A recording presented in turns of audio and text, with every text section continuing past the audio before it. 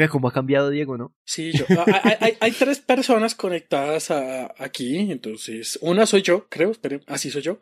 Otra es Juan Dapo, ergo, Sí. la otra es Diego. Lo que pasa es que me eché cremita de esa que rejuvenece, pero me eché mucha. Sí, sí, Ese filtro de Snapchat está bueno. sí, ni voy a decir como Diego está desmejorado, no, está mejorado. Sí. Que pues el estándar no era muy alto, pero sí, sí. Qué Está pecado. buen mozo, Diego. Venga, de todas estas, ¿por qué no está Diego? ¿Está de vacaciones? ¿De vacaciones del podcast? Sí. Para tu efecto práctico, sí. Ah, bueno. Sí, pero fue chistoso ver a el nuevo Diego Necesitaban con a, esa un, luz y a, todo. Es a- como, a alguien que haya estudiado ciencias sociales o ciencias sociales y humanas que viniera a hablar. Claro. Sí, porque era como literatura, historia, eso es lo Es mismo, lo es mismo, cosas... es gente escribiendo vainas que nunca pasaron. Sí. Tal cual, tal cual. Entonces deben inventarse palabras también. Es lo de menos. Solo que quisimos dar como un vuelco y decir, bueno, no, ya quitemos un poco la gomelería de los Andes, marica, Y bajémonos a la vámonos. nacional. y vamos a la nacional. Sí. La próxima vez que falte alguien, toca llamar a alguien más abajo del Sena. Ya, O sea, check. yo, que soy yo, entonces, de ahí para abajo, no sé. Alguien ¿qué que haya más hay? estudiado en un pueblo. Ah, Ya puta, tenemos check. poco. No, ya no hay más. No hay para dónde bajar más. ¡Nerd! Oye, hermano, ¿viste ese estúpido nerd? ¡Estúpido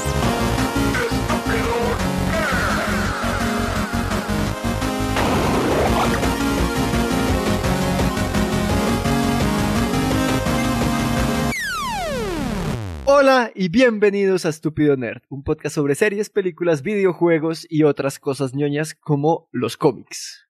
Otras cosas ñoñas como no son cómics, son novelas gráficas. Otras cosas ñoñas como la Segunda Guerra Mundial. Otras cosas ñoñas como la interacción paternal. Otras cosas ñoñas como... La Shoah. Sí, ¿por Sí. qué no? Ah, ven, inventarse palabras. Otras cosas ñoñas como el sobrevivir. Otras cosas ñoñas como el guardar el almuerzo para más tarde. Porque hoy vamos a hablar de la más grande obra que ha dado los cómics, Mouse. Y el que me diga que no, que venga con otro premio Pulitzer y me da en la cara. Cierto. ¿Joe Sacco tiene premio Pulitzer? No, Nadie más. ningún otro bueno, entonces cómic si nadie ni le puede novela dar en la gráfica cara. tiene Pulitzer.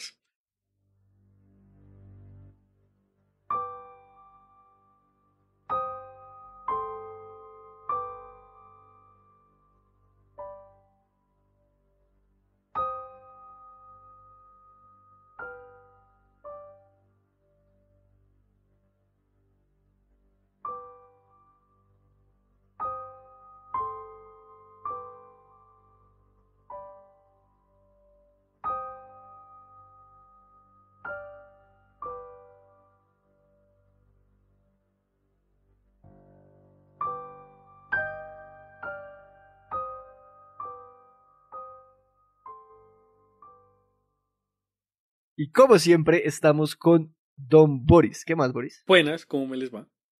Y con Don... ¿Cómo se llama Vamos a decir... ese muchacho de dónde salió, Juan Dapo? ¿Quién lo trajo? Sí, se nos colaron en la llamada. Pero por favor, es que... Lo que pasa es que yo estaba en mis tiempos libres, yo lo que hago es poner meet.google.com/ y empiezo a escribir letras aleatorias. Después de pasar por Pakistán y por una videollamada por allá de italianos, caí aquí y que hablaban español, entonces como que me quedé un rato más. Válido. De el reino de Random Access History, de la monarquía de Random Access History, directamente importado, tenemos a José Nicolás. ¿Qué más, José? ¿Qué más? Muy, muy bien. Muy contento de estar aquí otra vez. Con este tema tan amable y tan agradable. Sí, qué chimba, el tema más alegre que podemos saber. Sí, riámonos mientras podamos, aprovechémoslo. Riamos ahora. A Boris lo pueden encontrar como @seforero o en redes, a José como JoseGeekLML también en redes, a mí como @JuanDapo, a Estúpido Nerd, si quieren encontrarlas, las encuentran en estupidonerd.com/contacto, y las redes de Random Access History son @podcastrah.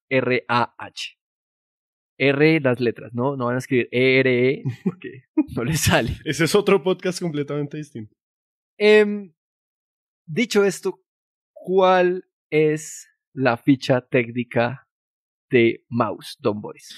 Bueno, la ficha técnica de Mouse, relato de un superviviente, pero para eso tenemos que ir al año 1980.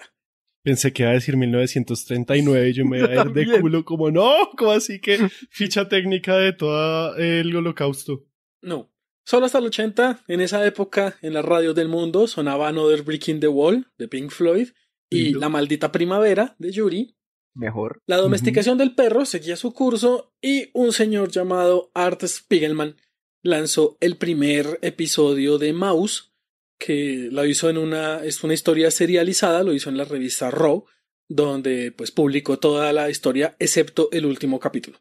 En un principio a Spiegelman... El último capítulo lo mandó en Patreon.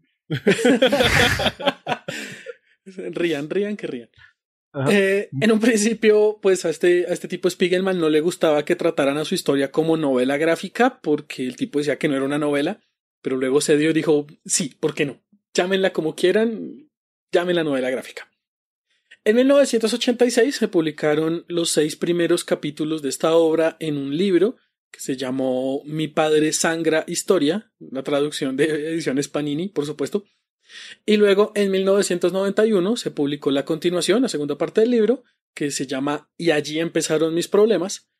Y pues ese mismo año se lanzaron en un solo libro las 2 partes.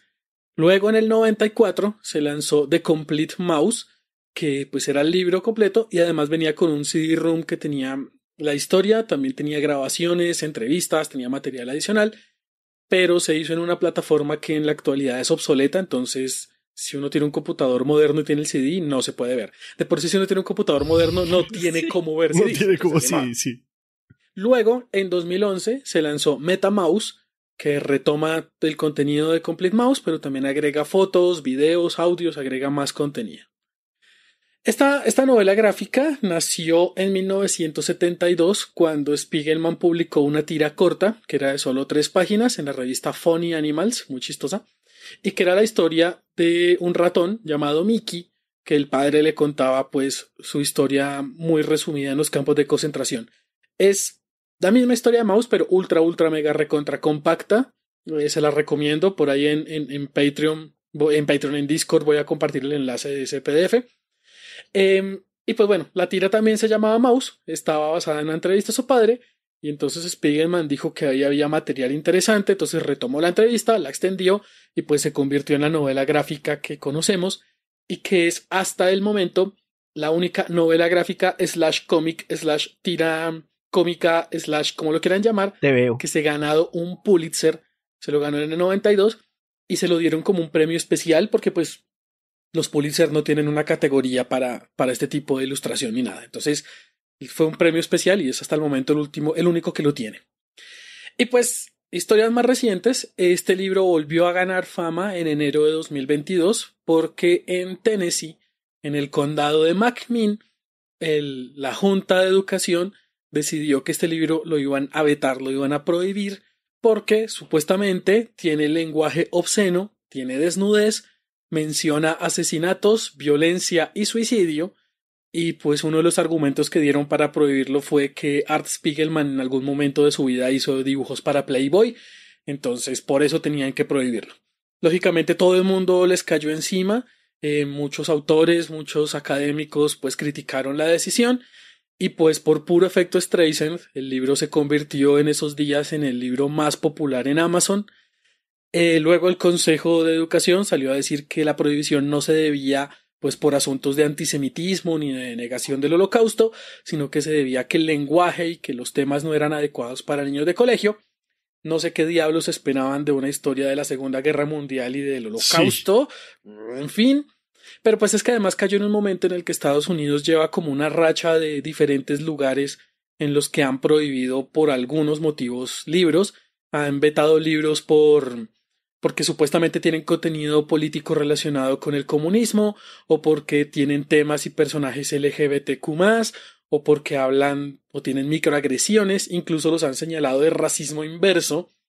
Pero pues entonces ya sabemos que sí, la prohibición de Maus tiene un toque político importante, porque sabemos que si ellos quisieran prohibir libros que hablan de violencia o de asesinatos, de odio, de sexualidad e incluso de incesto, pues el primer libro que tendrían que prohibir sería la Biblia. No va a pasar.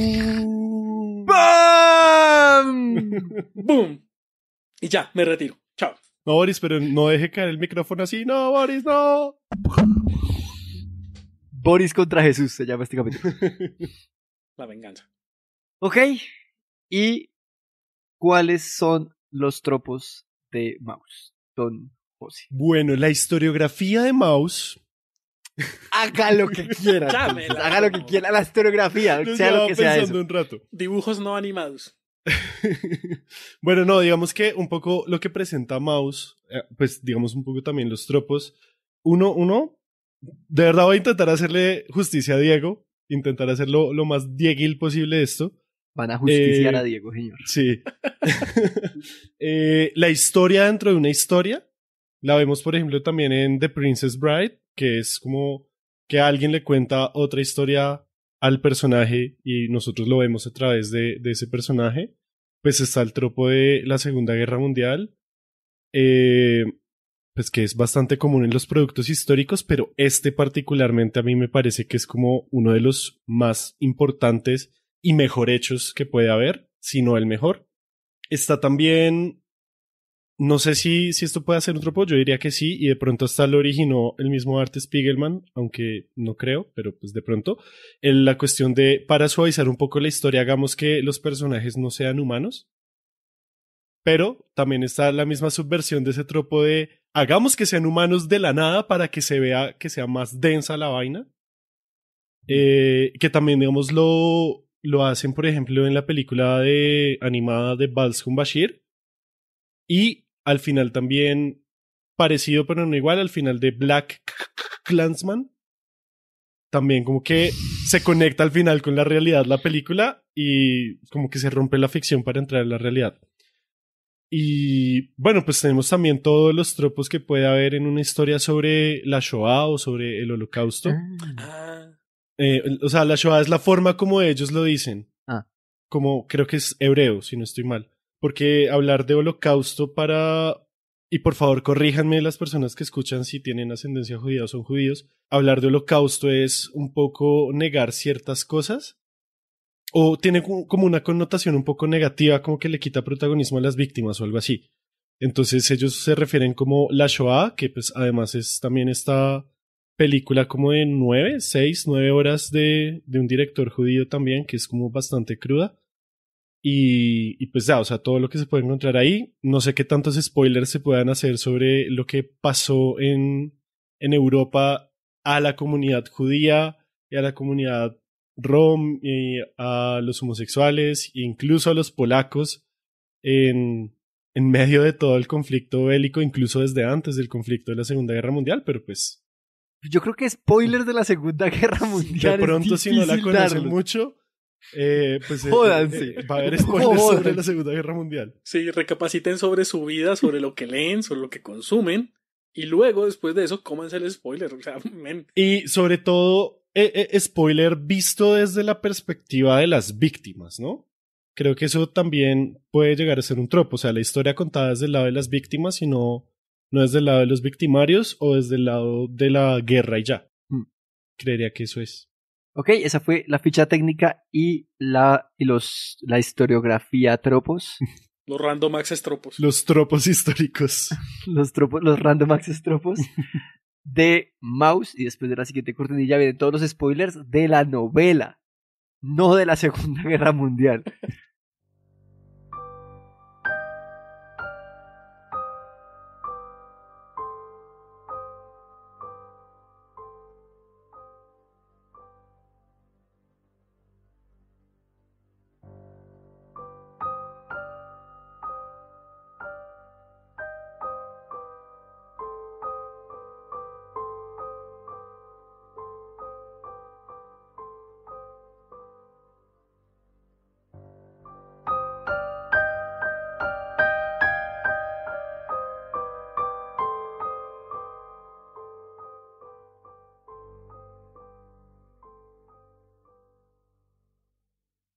Maus es la historia de Vladek Spiegelman, el papá de Art Spiegelman, el autor. La historia de cómo él vive la guerra, la Segunda Guerra Mundial, de cómo él y su esposa Anja sobreviven a la guerra y sobreviven a Auschwitz, que es el campo de concentración más famoso y más gonorrea y más principal de la Segunda Guerra Mundial. Pero al mismo tiempo es la historia de Vladek y Art, de ellos dos como padre e hijo. Es la historia de ellos dos hablando, reencontrándose, de generando un vínculo, de los miedos de Art, de los miedos de Vladek en su relación, en su vida actual. Son estos dos juegos porque Maus no solo nos cuenta la historia de Vladek, sino nos cuenta cómo Art está escribiendo Maus. Dentro de Maus se escribe Maus, se graba Maus, se habla de Maus. Se habla incluso de la publicación de Maus, de la primera parte de Maus. Por eso es que a mí me parece chistoso que como el complementario sea Meta Mouse, porque Mouse ya es meta. Mouse ya es Meta Mouse, entonces es como el meta Mouse. Pero eso ya suena como a nombre de caricatura ochentera. Meta Mouse. No sé. Quiero ver Meta Mouse. Aquí hay una cosa con la que yo quería empezar y es que al releer Maus me recordó mucho a This War of Mine. Sí, porque es lo que cuenta Vladek es una forma cruda y sin heroísmos de los sobrevivientes.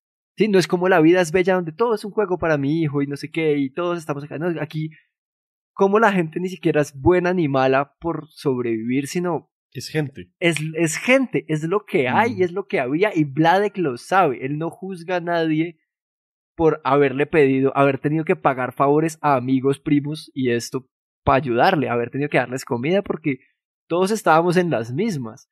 Es él contando, es él y el psicólogo de Art Spiegelman diciendo como no hubo ni buenos ni malos ni gente que sobreviviente, o sea, no, los que murieron no son poco heroicos, ni los que ni los que sobrevivieron son muy heroicos. Aquí no hubo héroes. Sobrevivir fue algo que pasó. Murió gente buena, vivió gente mala, murió gente que la luchó, vivió gente que no hizo nada por sobrevivir y ahí estuvo. Y simplemente es un retrato más honesto de alguna forma, porque es este man Vladek intentando contarle a su hijo para que su hijo pase tiempo con él. Y eso me pareció una fusión muy interesante en este libro. Sin duda, sí. Ese es de los elementos bonitos. Y es que la historia de la Segunda Guerra no la cuentan ni desde el lado de Hitler, ni desde... ¿Cómo es que se llamaba el general inglés? Que fue muy importante. ¿Churchill? En fin, ninguno de estos personajes de gran renombre. Ah, si tuviéramos un historiador. Si tuviéramos, pero es que no, conseguirlos está jodido. Entonces, es la historia de un peatón, de un civil. Él no fue el héroe, no fue Schindler que salvó a millones y tal, a miles, no. Él fue una de las víctimas, pero tampoco fue una de las víctimas novelizadas o caricaturizadas como al estilo de La vida es bella o del niño del pijama de rayas. O de Ana Frank también. O de Ana Frank, claro, que Ana Frank se volvió un ícono. Aquí Vladek era uno más. Y fue uno más e incluso se siente que él era tan uno más que habla de los muertos como sí, marica, se murieron. Y este tipo sí se volvió mi amigo y me ayudó. ¿Y qué pasó? Se murió, pa'l horno. Y lo cuenta con una crueldad como... ¿Y qué pasó como con ese amigo? Muy de frente. Sí, que un amigo le decía, aquí la única forma de salir es por la chimenea. ¿Y qué pasó con tu amigo? Se fue por la chimenea.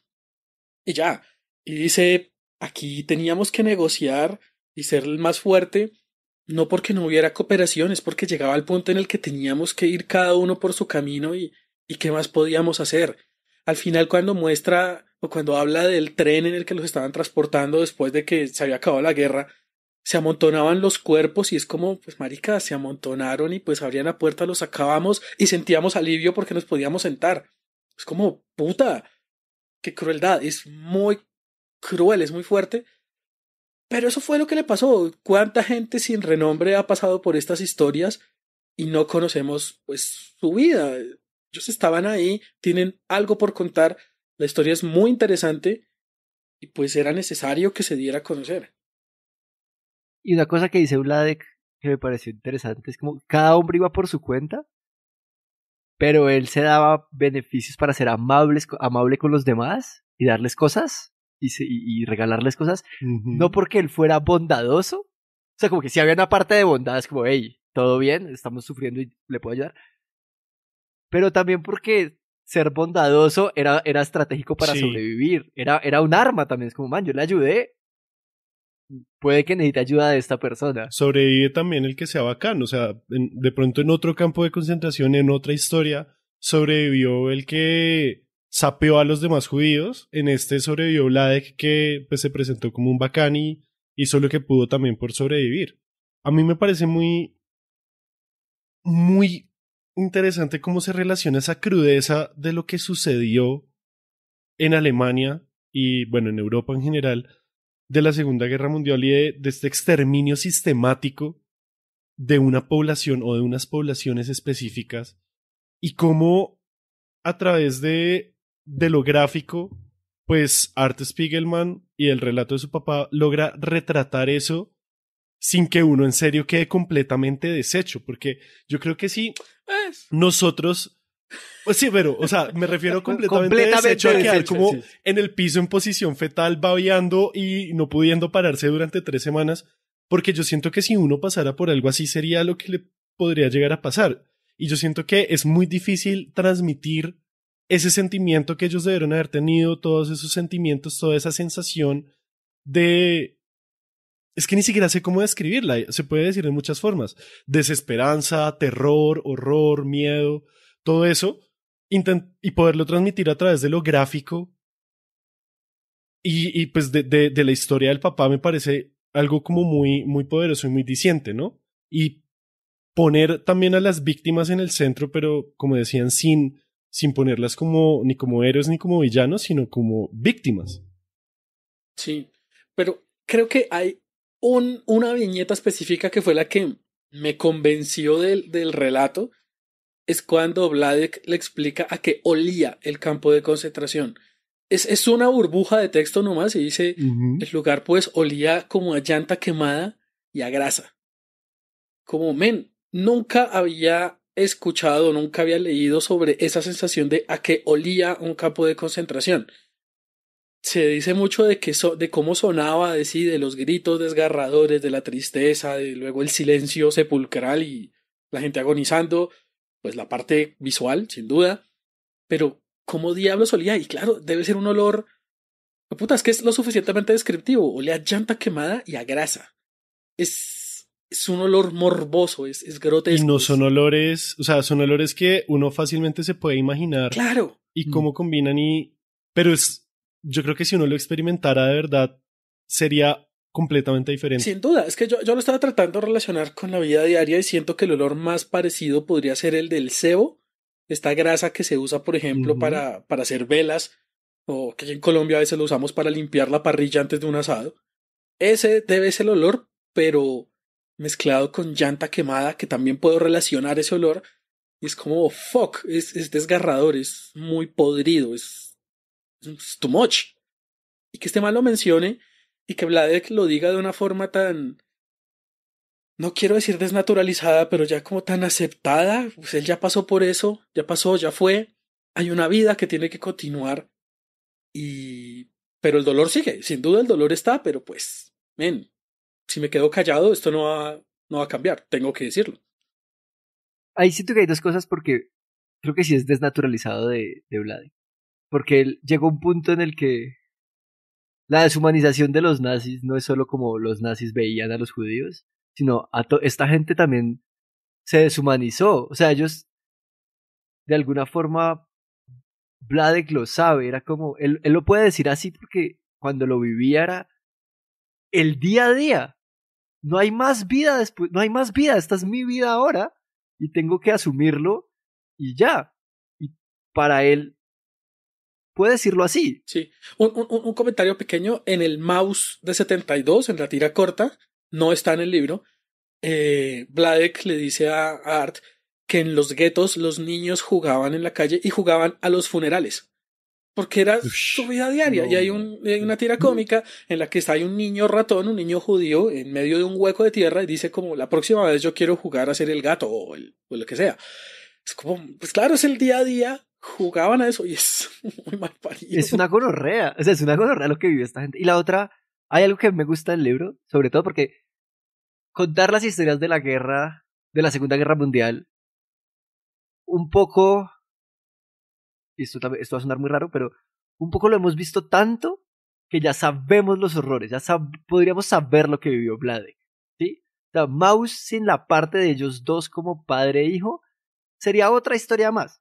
Contada mejor, contada peor, sería otra historia más de la Segunda Guerra. Y sobre todo me pareció chévere porque el mismo autor lo trae a colación. Es como, yo siento que me estoy aprovechando de esto, pero a la vez quiero contarlo. Sí. Y también eso se cruza con esta, no sé cómo decirlo, no lo voy a decir, pero es como esta sensación contraria que siente Art, o que parece que tiene el personaje más bien de Art Spiegelman acá, y es cómo mi papá es tan recursivo, tan ahorrador, tan chimba para sobrevivir, pero cuando me lo hace a mí, para mí es molesto. Cómo mi papá guardaba comida y ahorraba y cambiaba las cosas, pero cuando tengo que ir a la tienda con él a que haga exactamente lo mismo que yo quiero anotar en mi libro, me emputo. Y él lo habla con el seguro, es como, no sé cómo vivir con esto porque es desesperante. Mi papá me saca la puta piedra que quiera ahorrar cada peso, pero a la vez él en su libro es como, qué chimba, mi papá está ahorrando todos estos recursos para poder ahorró todos estos recursos para poder sobrevivir. Y son dos cosas que en el libro viven. Y punto. Uy, esa parte de la autocrítica en Maus la amo. Yo la primera vez que me leí Maus fue hace ya bastante tiempo. Di tú hace unos 10, 15 años. O sea, fue hace bastante tiempo. Y nunca lo entendí. O sea, no me importó mucho esa parte. No la entendí, tal vez en ese momento. Ahora, siendo pues ya mucho más viejo, la leo y es como... no es nada sutil. El éxito del libro está cimentado en los cadáveres de millones de judíos. Y el tipo está dibujando encima de una pila de cadáveres de judíos y le están vendiendo cosas. Es como el libro fue un éxito y lo invitamos a tal cosa y ya podemos grabar y soy un agente, un publicista, lo que sea. Y salen Estúpido Nerd y todo. Salen Estúpido Nerd, qué nivel de éxito. Se compara al paseo, está casi al mismo nivel. Entonces, se vuelve un niño. Se vuelve un niño, sí. Perdón, se vuelve un niño ahí de sentirse tan... minimizado, se aplasta, claro. Y en ese punto como que me gusta la analogía cuando está la historia de Vladek, que ellos están en un momento medianamente libres con Anya, o Anja, como se pronuncie, que se ponen la máscara de polacos para que no lo reconozcan. Me encanta esa analogía. Cuando están en el momento de la autocrítica, Art tiene la máscara del ratón. Él está disfrazado de judío. Él, ¿qué posición está tomando ahí? ¿El del autor que está documentando o el del judío que está viviendo, que está teniendo éxito gracias a la muerte de millones de otros judíos? Y es jodido, es una analogía fuerte. Es como, y aquí, ¿qué? ¿Esto qué? ¿A qué va? Entonces, ahí yo quería también hablar de esa parte como del uso de animales, de los ratones específicamente, porque esa parte que acaba de mencionar Boris, yo la estaba interpretando de otra forma y es a partir de esa deshumanización que el régimen nazi hizo de los judíos, porque los deshumanizaron completamente y no sé si en su versión, pero en la mía el libro arranca con una cita de Adolf Hitler que dice los judíos son una raza, pero definitivamente no son humanos. Sí. Y en eso se puede resumir, pues, esa decisión artística de Art Spiegelman por hacer los judíos como ratones, porque realmente los deshumanizaron al punto que yo creo que hasta ellos mismos se vieron como ratones, y yo interpreté esas viñetas donde él es humano pero tiene máscara de ratón como eso, como pues que él, o sea, los deshumanizaron al punto que ellos mismos se veían así y por eso él se pintaba a él y a sus padres y a las demás personas judías del libro como ratones, como que es algo impuesto Aunque ahora que dice como también que él se está poniendo la máscara también de judío para vender y para contar la historia. Y me parece que la brillantez de Maus está en eso de que él nos muestra su proceso creativo dentro del mismo producto que está haciendo, porque asimismo está siendo muy honesto. Y yo creo que esa palabra como honestidad aplica tanto para la historia de Art como para la del papá. Como son honestos con lo que están diciendo. ¿Sí? Sí. Y a la vez eso también me lleva a pues a algo que también es, pues siento que es un poco obvio, pero que igual vale la pena decirlo, y es que a pesar de que la historia está contada con dibujitos, no deja de ser ni seria, ni madura, ni le quita importancia a la historia que está contando, sino es un recurso que usan para contar la historia y que en el caso de Maus tiene mucho sentido de que sean gatos, ratones y cerdos. Como eso pues también tiene un significado como muy, muy importante, que no es como aleatorio y ya. O sea, creo que hay dos cosas que Art logra hacer, y es como retratar la deshumanización, porque no solo con que todos sean animales, sino que ellos son ratas, son ratones. Sí. Y pues de ahí el nombre, Maus. Ah, de ahí viene. Pues de la pues más allá de que, obviamente, pero no es Mouse, sino Maus, que es alemán, de ratón. Sí. Ellos son ratones, los otros son gatos, típico. Y más allá de las humanización, más allá de mostrar a cada uno como animales, los perros, que casi todos son Golden Retrievers o alguna joda así. ¿Puedo hacer un comentario ahí? Marica, yo cuando vi BoJack pensé que la analogía era literalmente esta. O sea, el novio de Princess Caroline, que es un ratón y es una gata, y luego que el Golden Retriever era el gringo. Yo dije como, marica, si esto no es una referencia a Mouse, no sé qué más puede ser una referencia a Mouse. Pero después cuando empiezan a explorar más la historia de Princess Caroline es como, bueno, tal vez no era tan directo, pero sí me pareció muy gonorrea que el novio de ella fuera un ratón y es que se parecen bastante los dibujos, o sea, no sé, yo siento que ahí los creadores de BoJack o le estaban haciendo un gran guiño a Art Spiegelman o son unos completos idiotas, pero me voy más por el otro lado. O ambas. O ambas, sí. Le hicieron un guiño, pero Mal no hecho. siguieron. Ajá. Ya, perdón, es que tenía que sacar eso de mi sistema porque lo llevaba pensando desde que vi BoJack y no se lo había dicho a nadie. Es tan bello. Ahora se lo dijo ya a nosotros dos. Gracias. Y la otra es como, siento que también hay un recurso de cuento de niños, como de fábula, como contar las cosas con animales, como de contar las cosas con estos personajes que no son humanos, pero en el otro sentido. Como que todos sabemos que son humanos, todos sabemos lo que es esto, pero no tenemos que ver los rostros, no tenemos que ver los personajes, porque todos los ratones son exactamente iguales, todos los gatos son exactamente iguales, todos los perros, las ranas, los cerdos, todos son iguales. Art tiene un estilo en el que simplemente estos son ratones y por los textos, por los diálogos, por la vestimenta sabemos quién es quién.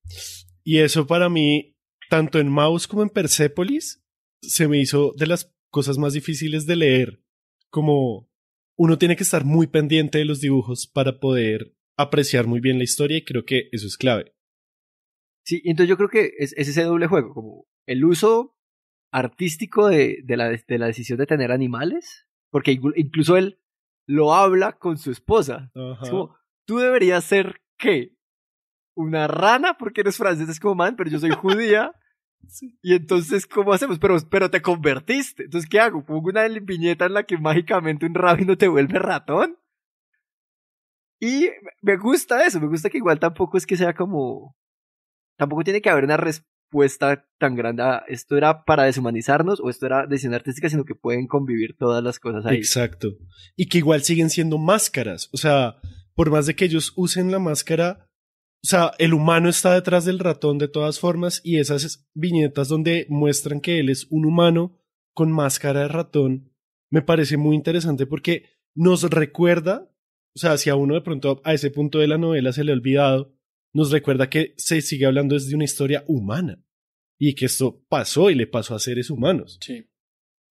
Es que esa parte de la humanidad nunca se olvida. tal vez Vladek pasa muy por encima de la historia de muchas personas, pero es que él no las vio, él no supo qué pasó cuando le dicen, ¿y qué pasó con sus suegros? No los volvió a ver. Simplemente, no sé que no sobrevivieron, pero no sé qué pasó con ellos. Y con mucha gente dice lo mismo, como, llegaron a mi vida, fueron una parte importante por unos días y luego no sé qué más pasó con ellos. Es, es muy triste, es muy fuerte. Y uno se pone en los pies de Vladek diciendo, claro, al principio fue muy difícil ver la crueldad.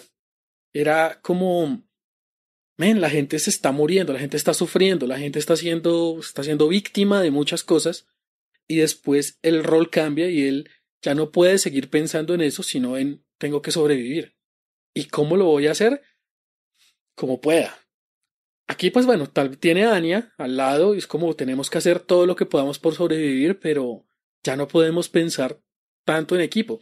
Y me gusta como esa evolución, porque al principio, vale, el tipo tiene su fábrica y no sé qué, y comienzan a quitarle cosas, pero se reúne con la familia de la esposa e intentan hacer lo mejor para todos, mandemos los niños, no pensemos, ta, ta, ta, ta.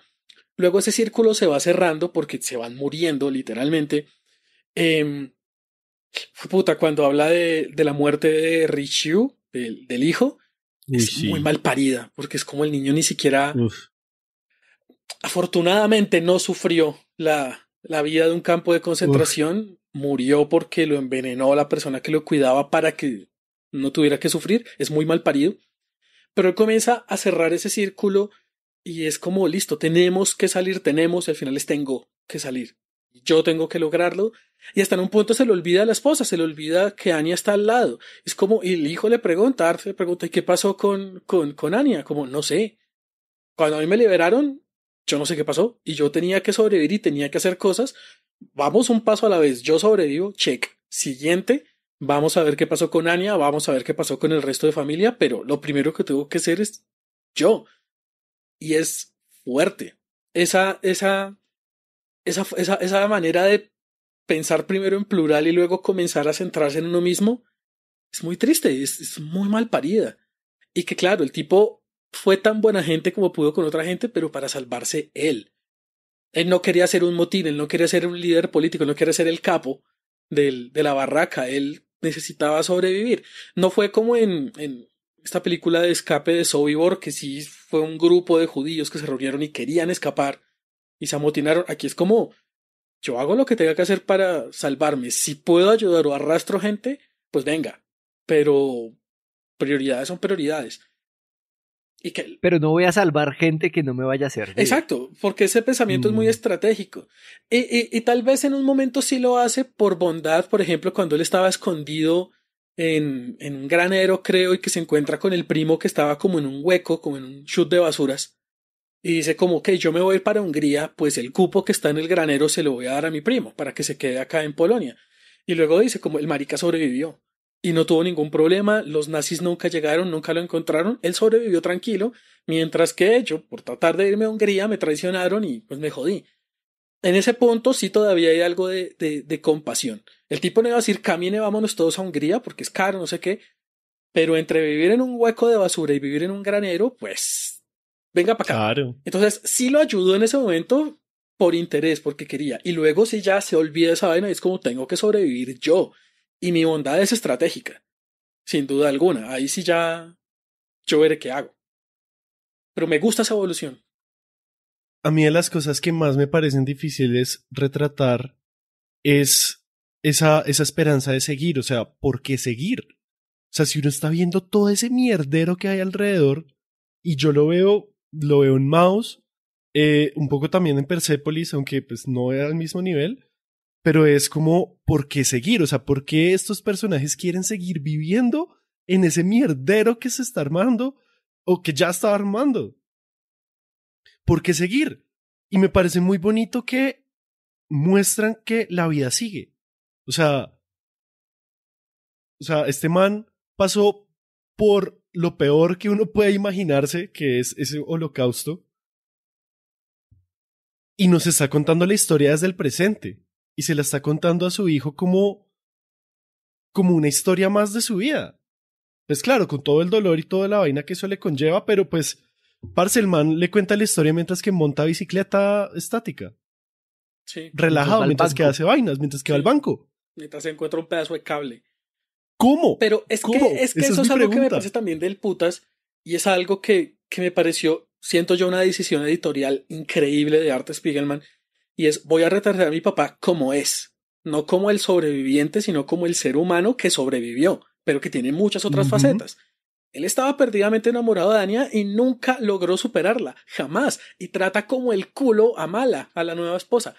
Pero Y Mala lo trata como el culo a él. se tratan Sí, mutuamente, también. hasta parecen Sí. papás de Seinfeld, los papás de Sí, George Costanza, sí. parecen mucho los papás de George Costanza, y se odian entre ellos, no se soportan, en fin. Luego nos muestran que Vladek es un ser humano despreciable en el presente. Es un tipo que no es solo ahorrador, sino que es tacaño miserable y es malo, o sea, no use estos fósforos, un puto fósforo, porque yo sé que los fósforos baratos, los de papel, los consigo gratis. Que reempaca unos cereales, unos Kellogg's, y los intenta devolver en una tienda. Es un cretino, el man es un piro. Y luego el hijo de puta resulta ser racista. El Sí. malparido Además. es racista. Trata como el culo a la esposa, es miserable como el demonio, y el maldito tiene los cojones de ser racista. Un tipo que usa... Salgamos corriendo. Sí, salgamos corriendo y que usa, ¿cómo es que se llama? Un término muy inadecuado, un improperio muy fuerte en polaco para referirse a una persona. Y que después de que se va dice como tenemos que revisar porque fijo nos robó. ¿Pero por qué? Porque es negro. Y el hijo le dice como marica, usted es la última persona en el mundo que es capaz de ser racista. Usted no tiene derecho alguno a ser racista. Y es como... Más de no tener derechos como usted debería entender. Exacto, sí, usted debería Ajá. entender y pues es una persona normal. Y el hijo de puta le responde es como, ojo, usted está comparando judíos con negros. Esto no es comparable. Es como... Como oh, yo puedo excusar la esclavitud, pero trazo la línea en el holocausto. Sí, entonces claro, muestran eso. Sin duda alguna, Art pudo simplemente decir esta parte no la voy a mostrar porque es una parte muy puerca del papá. Es una parte horripilante mostrar cómo trataba de mala. Es que es muy perro cómo trata a la nueva esposa. Que toda hora la compara con Anya. Pero él decidió, tengo que mostrarlo. Tengo que mostrar porque este es el ser humano que estuvo en los campos de concentración y el hecho de estar roto pues no lo excusa para que rompa a otras personas. Él fue víctima. De nuevo está pero... la honestidad. Sí, es la honestidad. O sea, es un libro muy honesto. Claro, y que además también el papá es tan piro, es que es un tipo piro, que después de ser liberado, el tipo se tomó una foto de souvenir con un disfraz de judío de campo de concentración. Es que ser... Men, es como si yo fuera en un Halloween, estoy disfrazado de falso positivo. Es como, men, no. Hay como unas cuestiones que son muy perras, pero después de tanto tiempo y de uno conocer el personaje, uno dice, hasta llego a entenderlo. Hasta llego a comprender por qué una persona puede tener esa imagen, porque pues, sí, el hecho de ser víctima no lo excusa de ser otras maricadas, pero pues... Ahí hay una cosa que me parece muy chévere y es que Art no sabe cómo tratar, cómo lidiar con esto, porque es como, él sabe que no lo excusa. La esposa de Art le dice como, pero es que él pasó por la guerra, es como, pero el hijo de puta también era así antes. Pero también... No fue la guerra el que lo hizo así. Exacto, pero también, ¿cómo le digo? O sea, ¿cómo trato a esta persona que es que, joder, pasó por el holocausto? O sea, y no hay respuesta, en últimas. Es como, no sé cómo tratar a mi papá porque no lo puedo tratar como la mierda. Le puedo reclamar muchas cosas, le puedo decir, también me estoy aprovechando de él, o siento que me estoy aprovechando de él.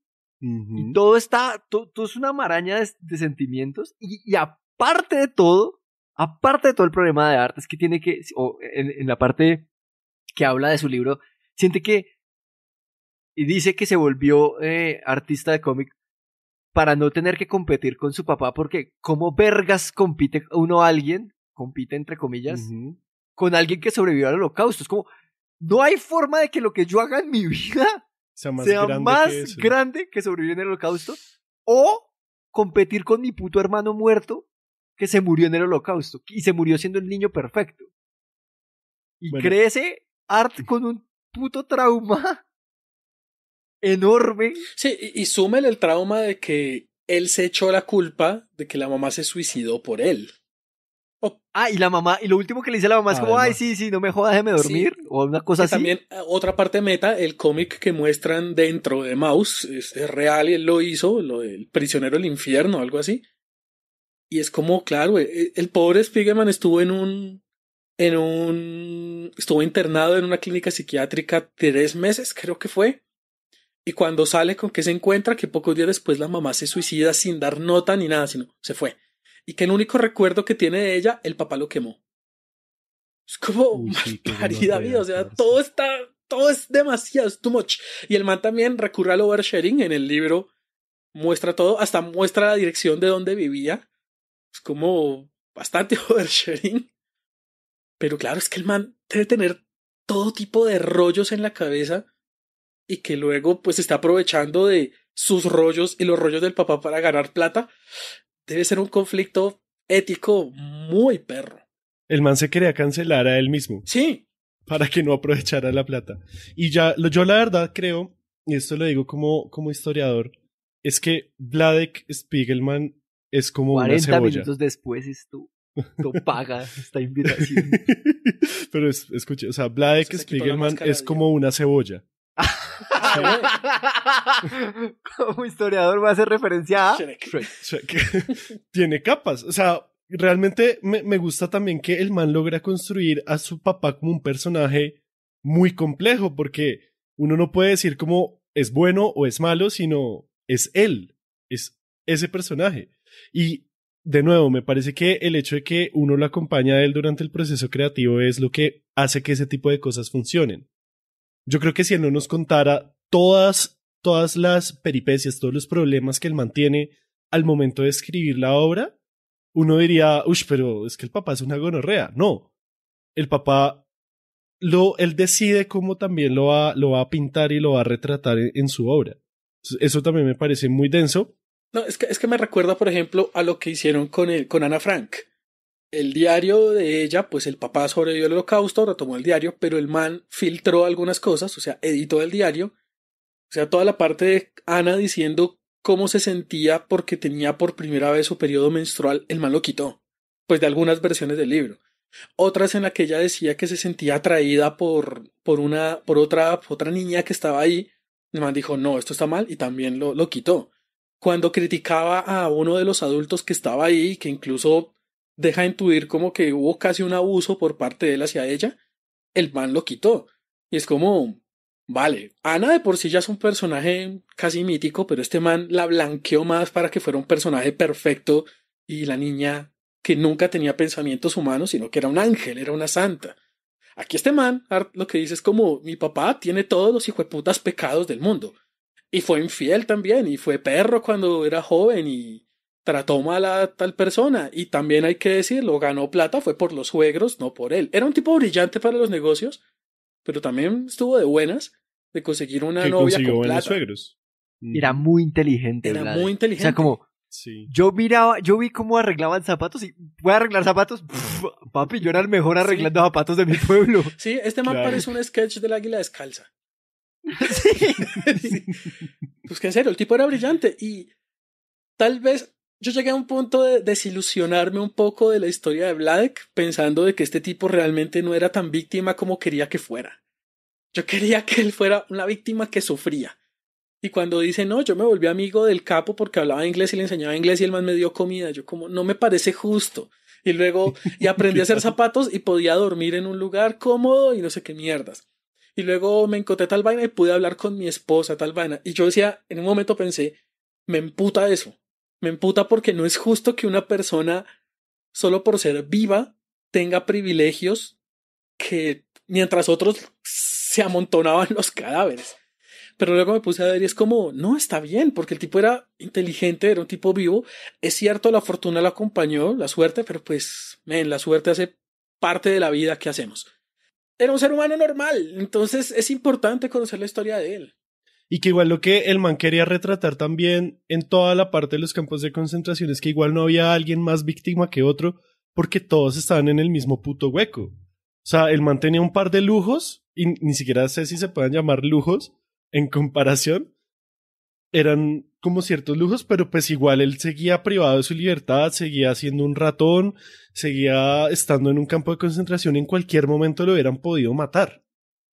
Eso me parece muy denso y va como muy relacionado a esa romantización de las víctimas o de los sobrevivientes o incluso de los héroes de la guerra, ¿no? Como que pues son héroes porque sobrevivieron o qué. Ellos mismos no creo que se vean así. Sí, eso es lo que dice Incluso Lisa aquí en Colombia, el capítulo de cuando Bart se cae al pozo, cuando Timmy Tool se cae al pozo. ¿Por qué es un héroe? Porque se cayó en un pozo. Y aquí en Colombia también, o sea, es fácil relacionar esto con el conflicto armado porque igual son experiencias traumáticas y violentas de la sociedad que, pues, que se van a expresar en un post-conflicto. Aquí todavía digamos que no estamos como tal en un post-conflicto, pero sí es fácil como pensar la palabra víctima, ¿no? O sea, es algo que aquí podemos relacionar fácilmente. Una víctima de un conflicto armado, pues que en ese caso fue una exterminación sistemática, aunque aquí también hemos tenido nuestras exterminaciones sistemáticas. Y es como muy diciente también eso, o sea, por eso yo creo que esto sí es un libro que se lee, que se debe y se puede leer en los colegios y no necesariamente en las universidades, porque igual esto educa sobre algo que realmente pasó desde la perspectiva de alguien que lo vivió y que nos está dejando pues las enseñanzas de lo que nos, o sea, la historia no es maestra de vida, pero pues nos está dejando unas enseñanzas del pasado de que esto no puede volver a pasar.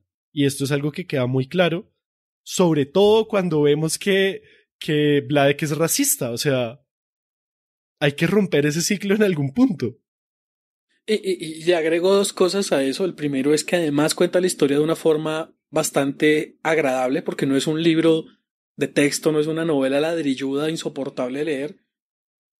Aunque es serio el tema, pues el recurso del dibujo hace que sea mucho más digerible, que no tengan que recurrir a descripciones mínimas para las cosas, sino con un dibujo y tome, analícelo y interprételo como quiera. Me encanta.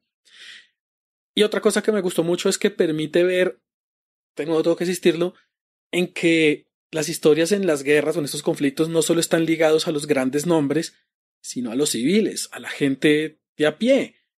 Que sí, se ha hablado mucho de Mussolini y de Hitler y de Eisenhower y no sé quién, Churchill también, pero, ellos no fueron los que estuvieron en la guerra. Churchill no cogió una escopeta y no se fue a disparar, sino quién estaba ahí, y eso me parece importante. De esas pequeñas historias, ahí mencionan la de la orquesta de Auschwitz, que le dice como, pero en las marchas, ¿tú no escuchaste una marcha, de una banda, una orquesta? Papá le dice como, marica, es un campo de concentración, no, ¿por qué habría una orquesta ahí?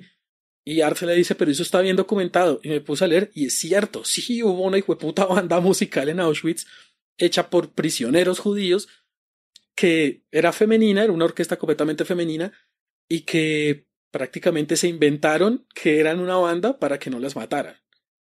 Pero ocurrió, esa historia ocurrió y es muy interesante. Lástima hubiera un podcast que hablara datos curiosos sobre eventos históricos bien compacto, como en unos 7 u 8 minutos. Lástima no hay ese podcast ya. Pero todas esas historias son geniales. Hay otra que hace poco estaba leyendo, que terminé de hecho esta semana el libro y me movió las tripas, que es de los cómicos, los comediantes que estaban en los campos de concentración. Y es la historia de judíos que eran comediantes y tenían que hacer reír a la gente.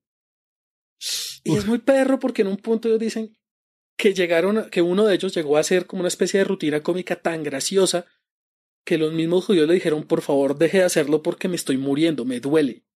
No como hace días y estoy carcajeándome, me duele el estómago por 2 horas por culpa de que usted me haya hecho reír. Y que incluso hay rumores de que Hitler llamó a comediantes judíos para que le hicieran un show privado a él. Entonces, claro, estas historias son muy mal paridas y están ahí, pero tal vez nos quedamos únicamente de la visión Hollywood de la guerra, los que disparan y la bomba y no sé qué, pero esas historias son muy valiosas y son... Pues esta es la guerra de verdad, es lo más cercano que podríamos nosotros estar dentro de una guerra. Nosotros no somos generales, no somos líderes políticos para decir yo estuve viendo la guerra desde atrás, sino somos civiles y si llega a haber una guerra, muy posiblemente esté en la posición de Vladek y no en la de Hitler. Y eso es importante. A mí algo que me gusta, sobre todo también de Maus, ya lo hemos dicho, pero es el presente. O sea, porque las historias de la Segunda Guerra Mundial terminan en y sobrevivió. O se murió. Y él... O se murió. Sí, Se murió. Hay dos posibilidades. Sí, se murió. Se murió, sí, al final lo llevaron a las cámaras de gas. A Ana Frank, que es una historia de heroísmo y al final muere.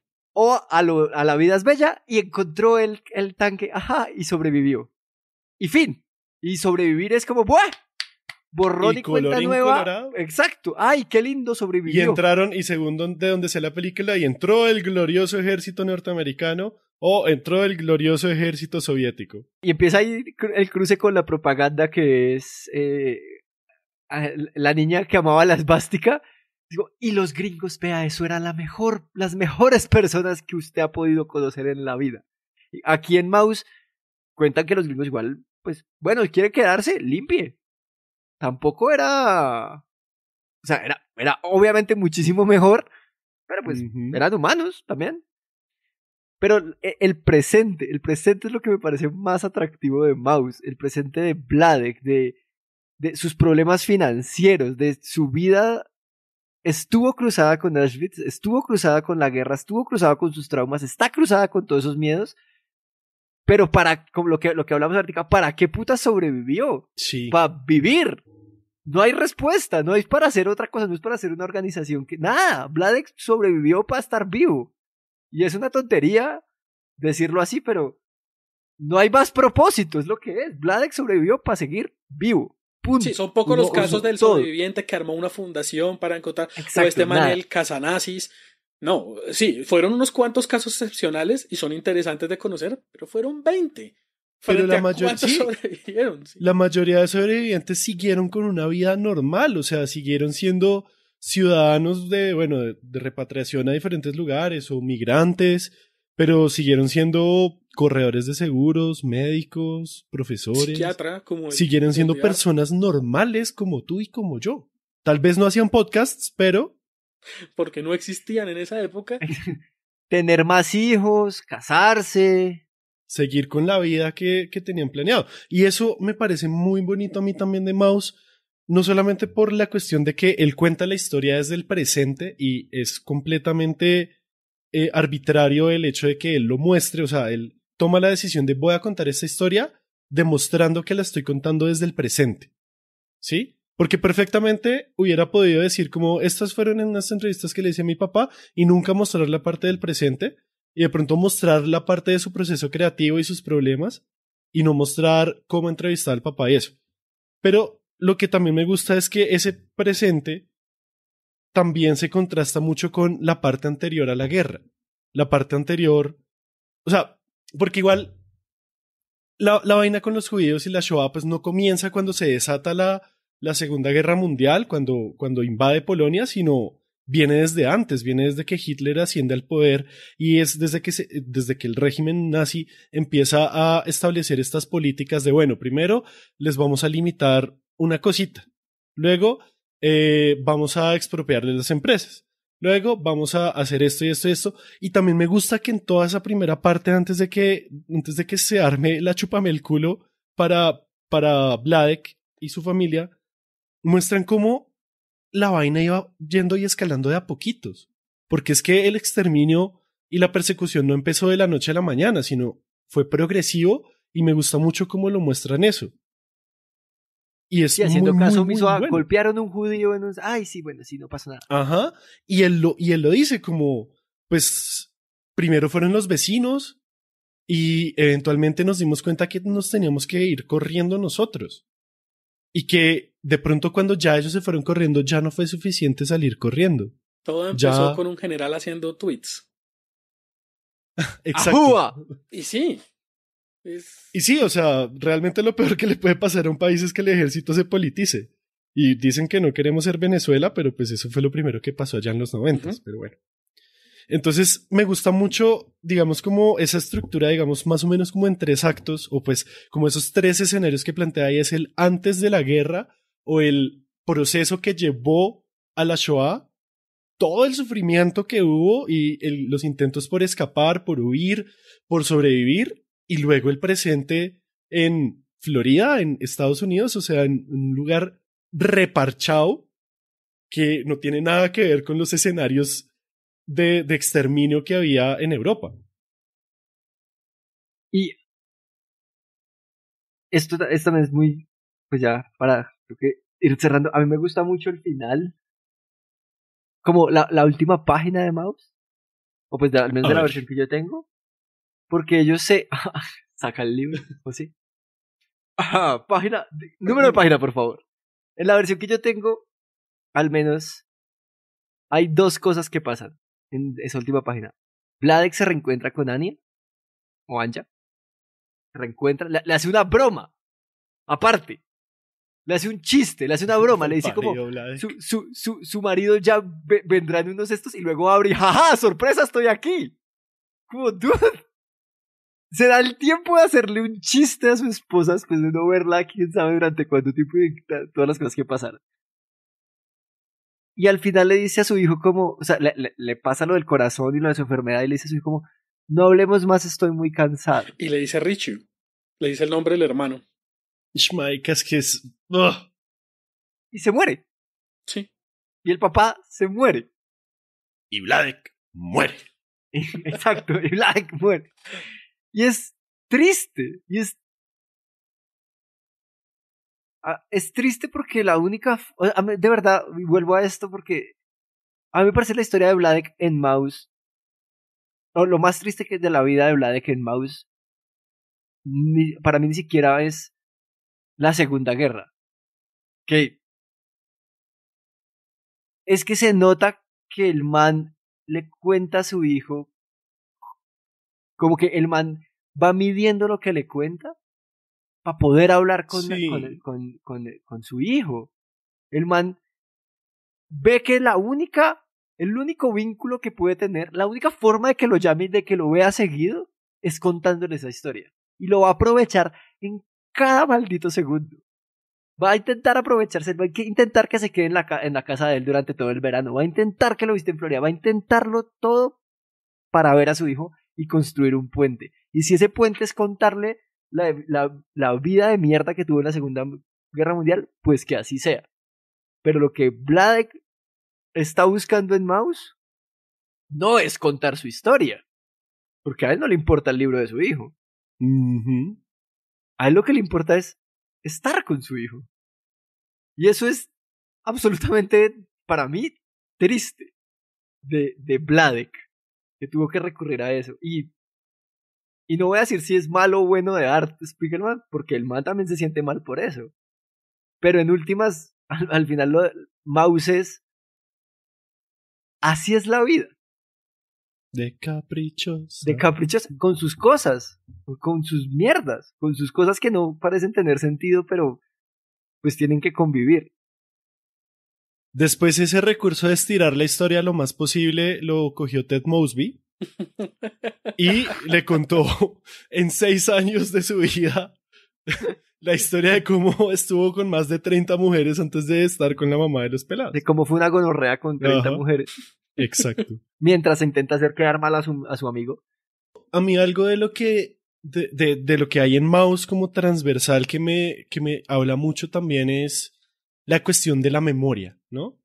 No solamente porque el libro es un trabajo impecable de lo que es la memoria como recurso de víctimas, como recurso para contar una historia, como recurso también para sanar, sino cómo la memoria juega un papel importante en la narración, ¿no? Como en el hecho de que Vladek pues tenga que recordar y cómo en los escenarios en los que recuerda va recordando diferentes cosas también, porque pues no es tampoco como, o sea, Art Spiegelman lo cuenta un poco lineal, pero pues Vladek también tiene saltos, ¿no? Y eso me gusta mucho porque pues así funciona la memoria no es algo lineal tampoco, pues es un trabajo muy bonito de cómo se retrata eso y cómo queda inmortalizada una memoria de un sobreviviente en un trabajo particular. Y es que esta es una de cientos de miles o millones de sobrevivientes. Entonces, como que esa cuestión de la memoria, del hecho de que sean recuerdos lo que nos está presentando, y por eso yo hacía énfasis al principio en que pues es una historia dentro de otra historia. O sea, estamos escuchando los recuerdos de Vladek y no viendo la historia de Vladek. O sea, lo estamos viendo a través de los recuerdos de él y no somos, o sea, Art Spiegelman no es un narrador omnipotente, sino que está limitado a la memoria de su papá. Y eso a mí me parece bastante importante de cómo cuenta él la historia. Los recuerdos de Vladek y lo que quiere contarnos Vladek. Sí. Exacto. Porque y cuándo lo no quiere sabemos contar. qué quiere omitir. Sí, y sabemos que omitió cosas, en especial con lo de Anya, con los diarios de ella. Él sí, muy dolido y todo, quemó esas vainas, pero quién sabe qué decía ahí. Es cierto. Cuando uno cuenta la historia, por más que sea el hijo, uno cuenta lo que quiere contar. Sí, es algo que me gusta mucho de Maus, que siempre me despierta la curiosidad de qué estaba pasando alrededor, qué más había. Por ejemplo, un experimento muy bueno, creo que fue Spielberg el que lo hizo, con cartas de Iwo Jima y con las banderas de nuestros padres, creo que se llama en español. Es la misma historia contada desde el bando japonés y desde el bando gringo. Pero es la misma historia y ocurren en simultáneo, de hecho las películas se cruzan en algunas escenas.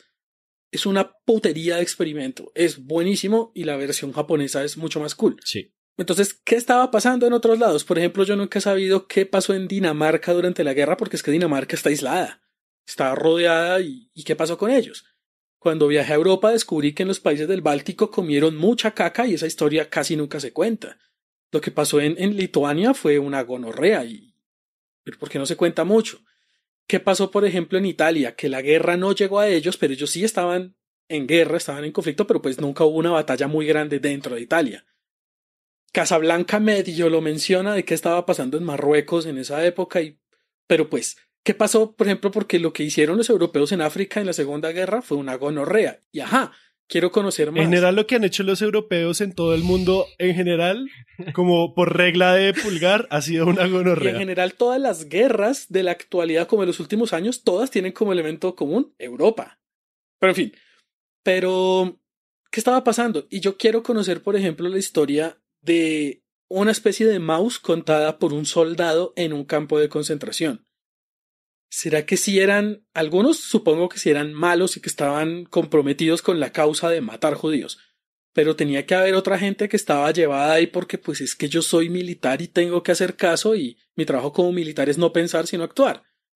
Y no sé, yo quiero conocer esa historia, quiero conocer cuál fue la historia de los soldados rusos y de Rusia en general, porque es como marica, hicimos el 90% del trabajo y el crédito se lo llevó Estados Unidos. Y yo quiero saber, o sea, hay muchas historias alrededor que vale la pena escuchar y pues Maus es un ejemplo de eso, es un civil, no es un héroe, estuvo ahí, nos contó su historia y es un ser humano.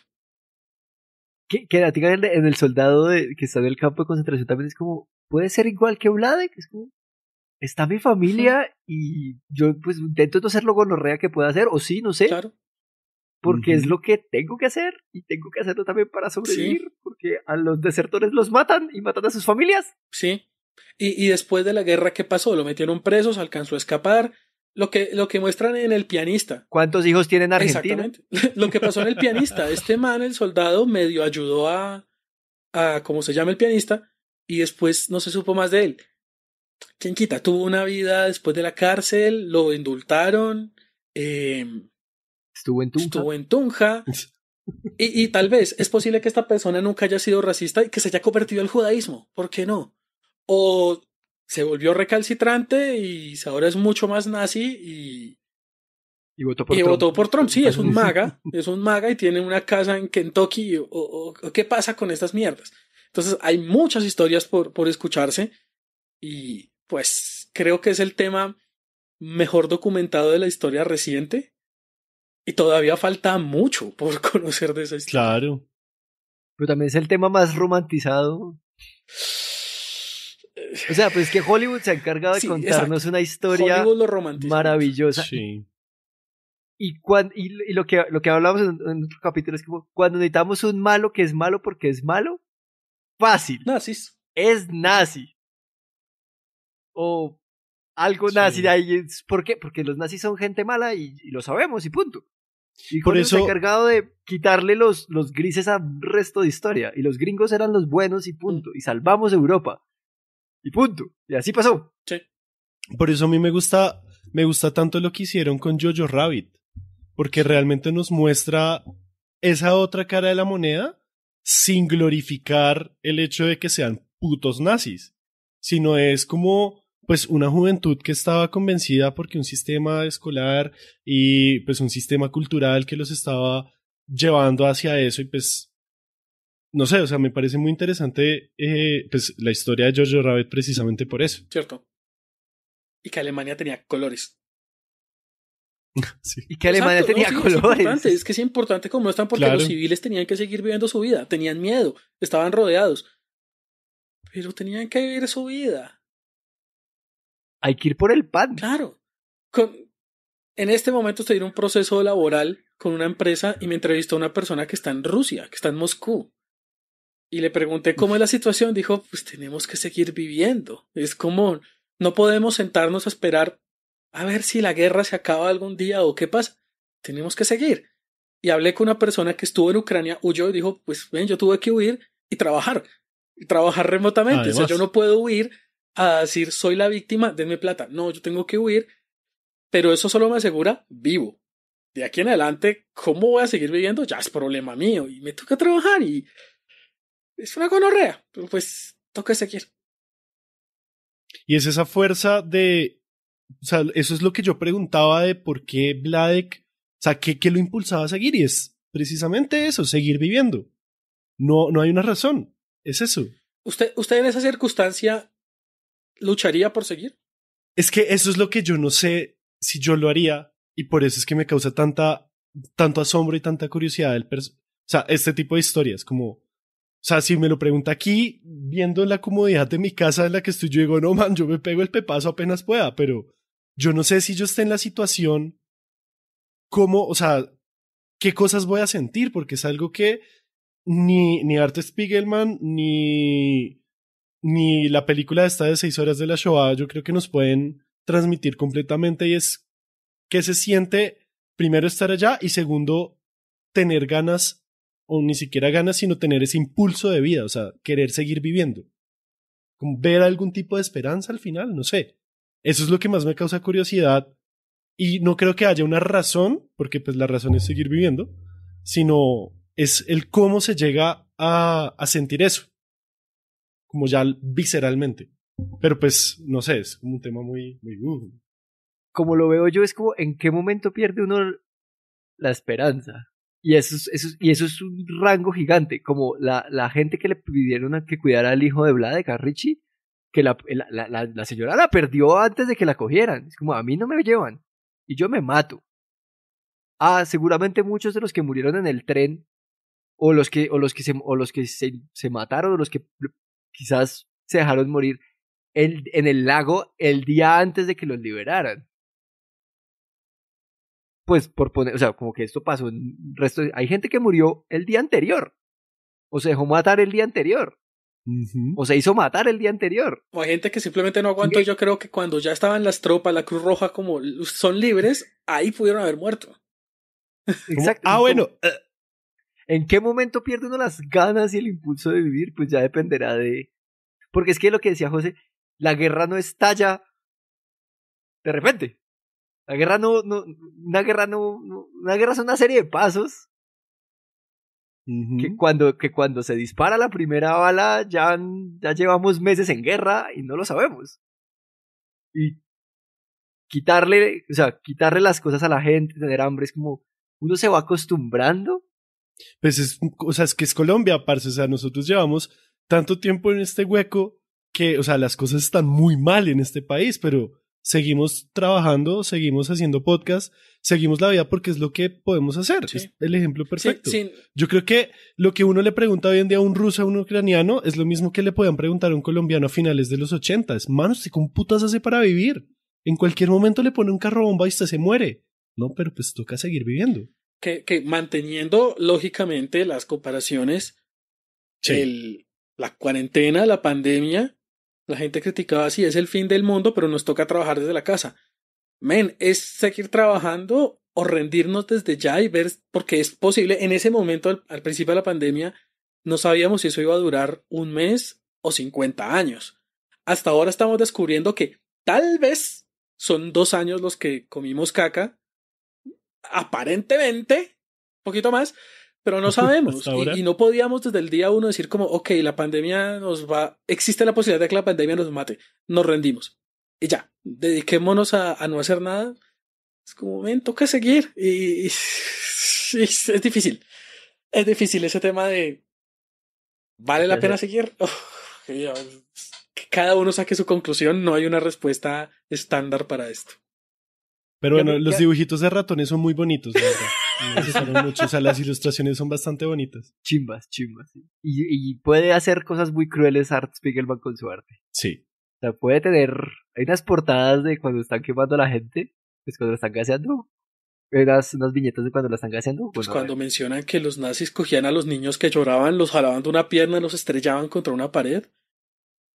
Ahí está. Es... Y lo dibuja y es dibuja. en el estilo muy sencillo. Pero ahí lo está. logra. Y el Sí, libro está admirable cimentado realmente. en 60 millones de muertos.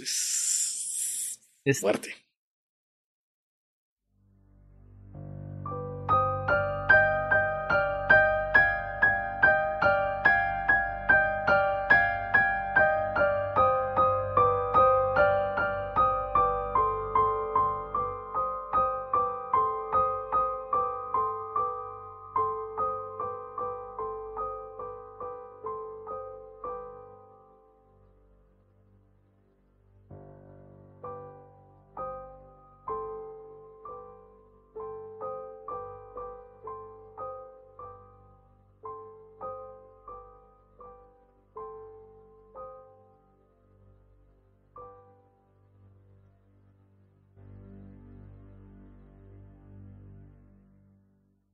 Ese fue nuestro episodio sobre Maus, la novela gráfica de Art Spiegelman, que cuenta la historia de Vladek y cómo sobrevivió a la guerra, y también la historia de Vladek y cómo quiere hablar con su hijo.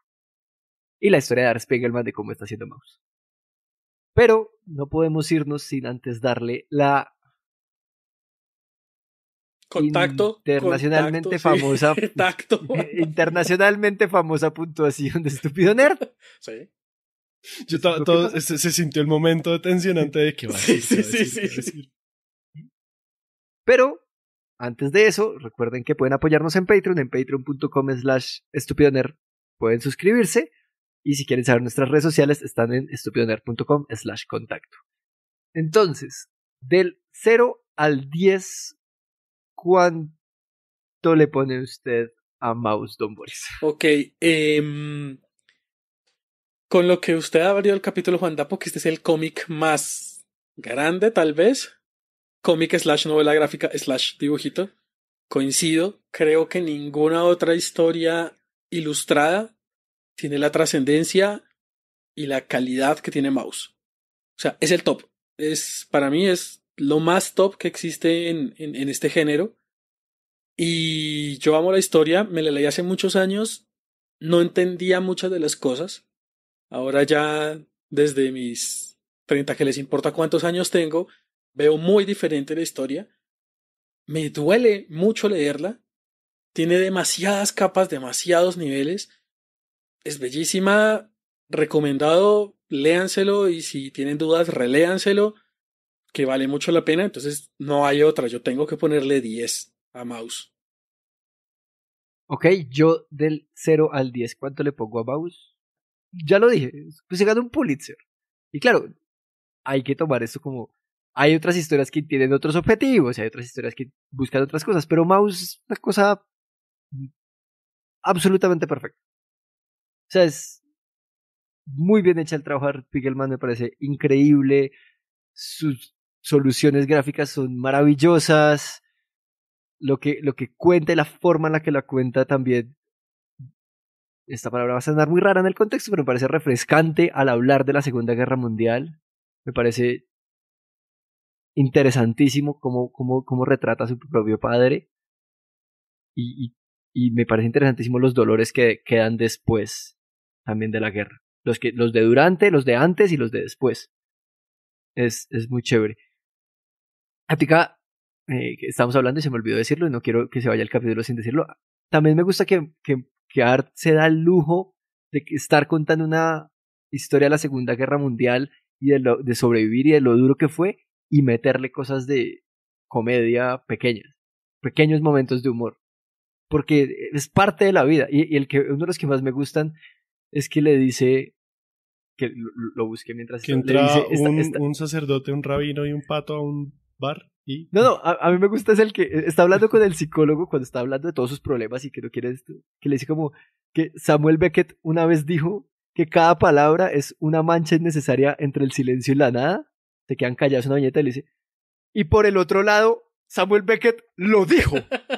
O sea, y me parece un chiste retonto, pero me hizo reír.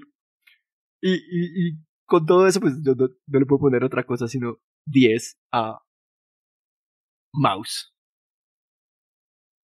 Y nuestro invitado, José, del 0 al 10, no sienta la ¿cuánto presión le pone usted a Mouse? Del 0 al 10 y solo hay una respuesta correcta, ¿cuánto le pone usted a Mouse? Sí, no, o sea, yo siento que esta es otra de esas obras en las que cada cosa como que encaja como relojito, ¿no? Como que no hay una palabra que sobre, no hay una viñeta que sobre, porque todo va para esos mismos objetivos que tiene Art Spiegelman. El nombre es Art, o sea, es arte el man. Ya ahí ya está como la respuesta, el man está destinado a ser arte. Eres Art Spiegelman. Y lo digo mientras miro románticamente mi copia del libro. Así como Wolverine. Ajá. Sí, como el meme. En la cama. Eres Art Spiegelman. Arte. Digamos que como recurso histórico, lo digo pues tanto por el lado de la memoria de las víctimas como por el lado de literalmente enseñar historia, porque uno aprende un huevo de historia aquí. Es fantástico, o sea, simplemente yo siento que es a lo que uno siempre debe aspirar cuando haga un tipo de contenido así como... Porque entretiene, o sea, es un tema muy denso, pero entretiene. Es muy bueno en cuanto a historia, o sea, narrativamente. Y en cuanto a producto histórico, pues, o sea, el Pulitzer, sí, o sea, no es gratis. Entonces, pues, obviamente yo también le voy a poner 10, porque además dije que le puse 10 a Hamilton y pues le voy a poner 10 a este también de aquí a que me vuelvan a invitar, pues ahí voy ahorrándome los 10, tengo 10 para regalar, pero pues ojalá me sigan invitando para cosas tan bacanas como esta, porque realmente Mouse es una puta obra de arte. Y ustedes cuando grabaron Seconds dijeron que eran una muy buena novela gráfica para comenzar a leer cómics. A mí me parece que esta también es una buena novela gráfica, tal vez no para ser la primera de una persona, porque, bueno, pues porque es Mouse y porque el tema es denso, pero sí me parece que es una de las cosas que en serio uno debe leer en algún momento o acercarse o conocer, o al menos medio ojear en una librería si no se lo van a robar, ¿sí? Entonces, pues, Mouse de Art Spiegelman, sí, yo le pongo 10. Voy a, cuando sepa que Boris y Diego odiaron algo que yo ame, voy a invitar a José para que le ponga 10 y subirle así la nota. Bueno. Ok, entonces pues obviamente 10 para Mouse. Exijo un recuento. Si no lo han leído, léanlo. Si sus padres o gente que conocen dicen que los cómics no enseñan nada, pónganlos a leer Mouse. Una obra que le gusta pues que todo el mundo puede encontrarle valor, creo yo. Sí. Y pues dicho todo esto, muchas gracias, don Boris. Muchas gracias a ustedes. Muchas gracias por venir, don José. Muchas gracias a ustedes por invitarme. Un abracito y un besito. ¿Cómo es que se llama el podcast donde aparece este muchacho? Volver al futuro. Volver al... Como la película. No me traes. Random Access History, @podcast RAH en todas las redes sociales y Volver al Presente también en todas sus aplicaciones de podcasts. Listo, yo soy Juan Dapo. Vayan y sigan a José y todas las cosas que hace que son increíbles. Y adiós, estúpidos nerds.